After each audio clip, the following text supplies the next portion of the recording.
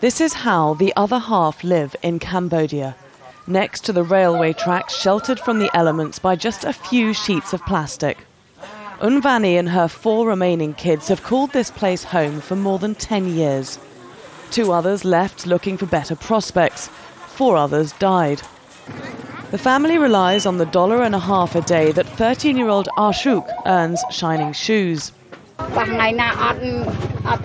Sometimes we have nothing to eat for 3 or 4 days. It depends on my boy getting money.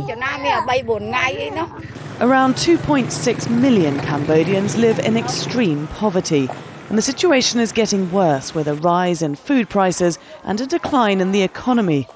In the last 3 years, acute malnutrition among poor urban children has almost doubled to nearly 16%.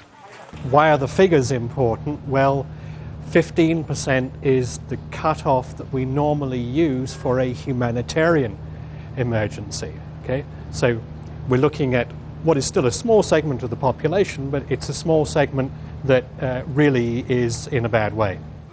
It's extreme poverty like this the government aims to eradicate by 2015. But most of the people here have never seen a government handout, and nor would they ever expect one. If they do get any help at all, it's not from the authorities, it's from aid agencies. Cambodia is hugely reliant on donor money. At this school, the World Food Programme feeds 2,000 children, students who would otherwise be scavengers. Critics of the government say much of the problem is that the country's wealth disappears before it reaches those who need it most.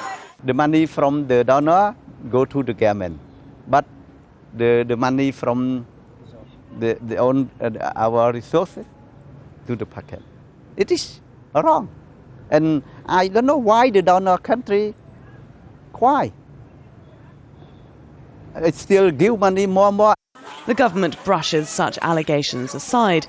Despite what it sees as a short-term economic crisis, it's still optimistic of achieving its Millennium Development Goals. At least in 2015, the deadline decided by the UN, we can reduce the population under poverty line to under 20%. Because each year we try to reduce at 1%. But we are not sure about this year, But every year counts for Unvani's children, for whom survival is a day-to-day affair. Laura Kyle, Al Jazeera, Phnom Penh.